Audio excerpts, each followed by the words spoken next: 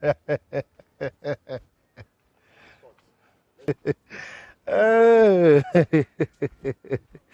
mm, live. Mm. Uh,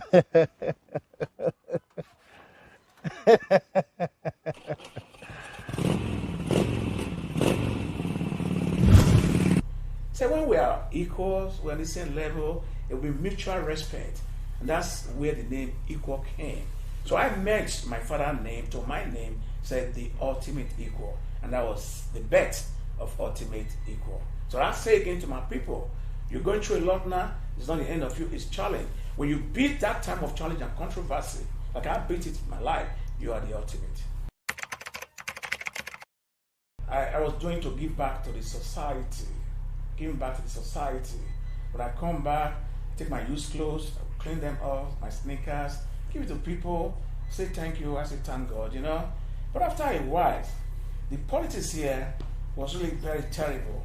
And I don't like politics, but I know that if we don't play a role directly or indirectly, then people are still going to suffer the same way I suffer.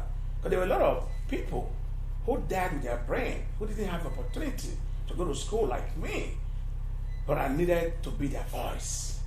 So I rolled in, I started challenging any government in power who is not responsible. And I'm still doing that till today, and I owe them no apology. And that was the birth of One Love Foundation. So I've been doing this for years and for years, for 2 decades over now. I feel some joy when I become a mouthpiece for the people. I don't really want the, like going in there trying to get some branding for being popular. I wasn't really for this. But however, it has come to the peak that people know what I'm doing and they appreciate it. And I also was very, very careful with my organization because a lot of things that is synonymous with Nigeria is 419 and fraud and all that. So I refuse to register with any European country, American country, or the government for a sort of, which of course it exists, a coaching to support my foundation. But I never will, and I would not ask for anything. So if I, was blessed by God and I'm giving out 10%, supposedly giving some miracle pastors or sowing some seed, and I'm giving directly to the people, I think I feel joy. I think when I sleep well. When I sleep, I feel that I'm covered with the blood of Jesus. But I'm sure that people like you are already helping to reach out to people. I'm sure that people don't have to tell me how many numbers they're reaching out to. I'm sure that when I'm walking the streets of Benin, walking in America or Canada, or anywhere in the world, some people recognize me and say, oh, I think I've seen you before. Are you One Love Foundation? Are you Patrick Osagie? I say, I am. I think for me, that's enough for me, And I think that if you are grateful for the little I do for you, don't reciprocate it back to me. Don't even thank me, thank God, and do it for other people. And that's the basic of my foundation. Not for you to come and tell me or blow my trumpet. I'm not after that. I'm after what I can really do for people. Because I think it is better to be good than to be great. Because when you are good, the greatness will come. I would not stop anybody from thanking me, but I'm saying that if they are grateful for the little I'm doing, they should replicate it and do it for others. So let it be a chain that is spread, because I know for sure that we can all be taught how to hate, but nobody is taught how to love. I think for love come naturally, and love is the sweetest things you can ever think of. Just love people. Just let people feel that they're human. The reason why we go through what we go through today in this country is because people don't feel love. Everything about, not just Nigeria, Africa, it's about status. Everything's about status. Imagine a life without status. Imagine a life without boundaries. Imagine with a life without borders. Imagine that everybody is just one. Imagine how that world would look like. But, I'm just saying imagine it. I'm not saying there's a possibility. Imagine where people don't just take your life without even thinking about taking your life because they are not the one that give you the life. Imagine that if we show compassion to people, how love would be.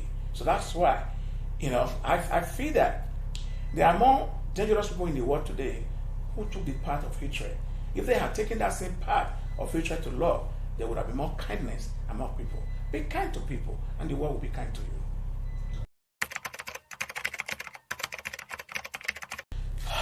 There's never a challenge for doing good.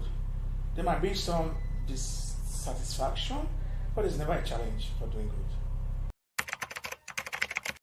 If you are looking to get value for what you are doing, don't do it. Because no one can pay you for your good other than God. Well, discouragement is contagious. I know that we are human, we are flesh, but I refuse to be discouraged. Because if I think about being discouraged, I won't even be in Nigeria. Because I've been asked so many times by my family in Canada, my immediate family, my friends, and what are you coming to do in here? I said, I've been to here many times, I survived it.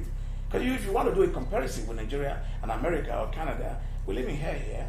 We live in a country that is not honest to himself, a country that, they reward people who are doing very, very, very bad things, very, very bad things, a country where teachers are not appreciated, a country where nurses are not appreciated, a country where police are not appreciated, a country where the bad people are always rewarded. I mean, that's what you can describe as hell. But we can face it and make it heaven. I love my children very well, love my wife very well, so I think, they also know that I'm reaching out to people, and they're also doing the same thing, and you live in a life now that people are not really too far from you. You can call people on WhatsApp, you can call people on FaceTime, and, every night I had the opportunity, because I have dual citizenship, to travel at any time that I want to travel. But I can assure you that if I can do for people outside, certainly my children's life, I would love them more than the whole world. It's difficult for government that seems that doesn't exist, government that seems that oppresses citizens, government that felt that you speak truth to power and you tell them how you feel, that how changes can be possible, and you take them to court and you fight with them to become responsible to citizens.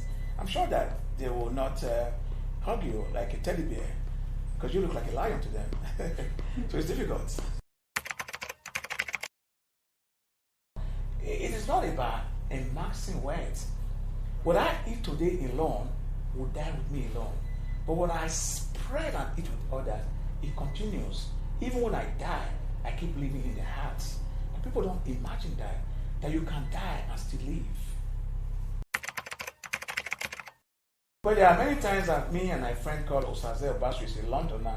He's the owner of Zins West Africa Limited. Gentle guy, very quiet.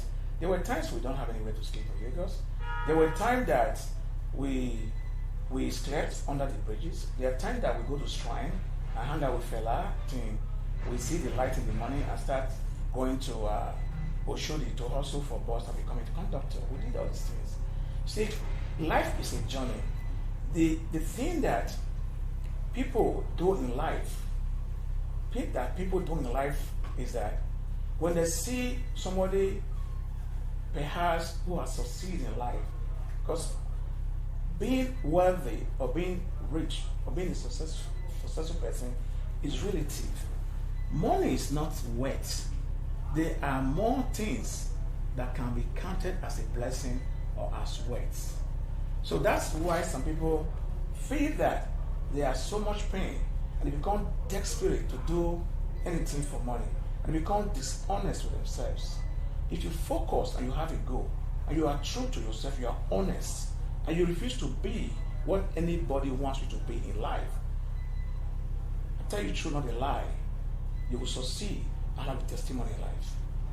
But when you are so anxious and you feel one day you were in the mountaintop and you suddenly forget that when you were in mountaintop, there were God with you, and suddenly you feel you are in a valley and you think that God is not with you again. It was just testing your faith. So whenever you are in the mountaintop and suddenly you find yourself in the valley, you know that God is trying your faith. And then you can't reposition yourself again. You must keep trying, because a man that tried never fails. You have to keep trying. And the sadness of it all today that we see is that People glorify pastors too much. Pastors are taking the glory of God. But it's in the Bible very clear that no one take or no one share my glory with me. Now, this is a country or a culture, not just Nigeria, in the whole of Africa. You have a renowned surgeon, a renowned scientist who go to church, and you have read this in school. You know how to cure your sickness. You go to church and start taking anointed oil and taking handkerchief from somebody who had failed in all ramification, from somebody who was a dropped out in school, for somebody who could not do anything in life, who went to school for 6 months to read some Bible and try to tell you he's doing miracle. So a lot of things are wrong. I'm not here to condemn the pastors. It wasn't part of what you're asking me, but I'm adding it to help people that they can still continue to believe in God, and less believe in men. A lot of people were saying, "Oh my God, let us rejoice. The church has opened." I said, "Why are you all saying the church has opened? We should rejoice. God never departed from us. God has been with us in our house. We can equally pray in our house." The greatest losers in this are the churches. The churches who are taking people's sense away because they've been able to conjure them with false prophecies and false miracles. On my last interview with you, I told you, did God delete their number? I told you, why are they not calling God? Because they always tell you, I just got a message from God. Why did they not get the message of the COVID-19, the coronavirus that becomes a boogeyman that will come, that will excuse us in the day to do our things, that will come back in the night.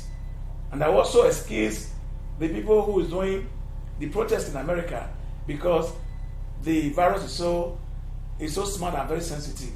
And when you are doing protest, they excuse you to protest and come back again.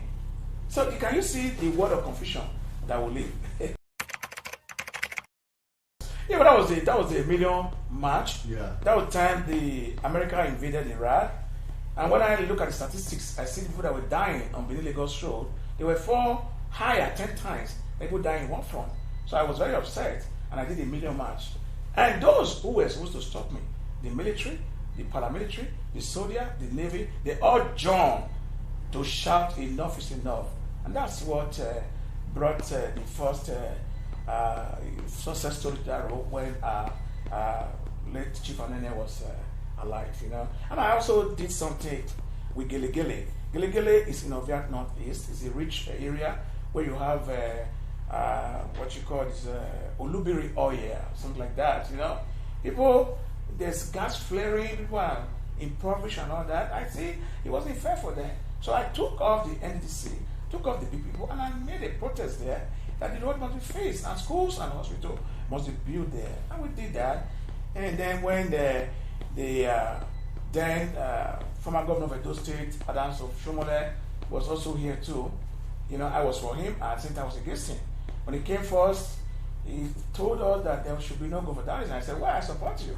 There can't be governmentalism. We're going to educate him. We're going to chase the crazy bald head out of town. We did it. But when I also see that some of his attitude changed towards, you know, what he says, you know, politicians, I wasn't very happy with him too. When he said he was going to sell the Edo house, I mobilized from here. I stopped him selling the Edo house. And with that, he called in some town hall meeting at Imagoro College to his credit, because he allowed us to express ourselves, because he was also coming from that same organization who recognized protest. I'll tell you something very quickly to those who are watching. Being an activist or protesting, you see, a lot of people look at it or define them that they are very rascal. It's not about that. The activism or protest have three phases. First of all, if things are good in our society, there's no need to carry placard and start to sing and discomfort yourself and start shouting "Aluta continua." No. But when it do happen because we felt the injustice, you will expect more things to follow protest. Protest, or the protesters, they are genuine ones. You also have people who have the feeling, who cannot control their emotion, who riots. Those are people you call the rioters. They come there, they riot, they destroy things. And you also have the other third ones who are very crazy. Those are the ones who loot things. They loot things because they are opportunists. They loot things because they are hungry. But you know, if there were no discomfort, disrespect from government, there will be no protest. So when there's protest, you give back to riot and you give back to looters. People are saying about justice. I am saying I don't want no justice. As people are saying, they're saying, sorry, excuse me, like Peter just said. So people are crying for equal right and justice. But we are saying we don't want no justice. We want peace. What can be better than peace? No, I wasn't. Okay. In my secondary days, it was very hard. I never paid school fees. I wasn't attending classes.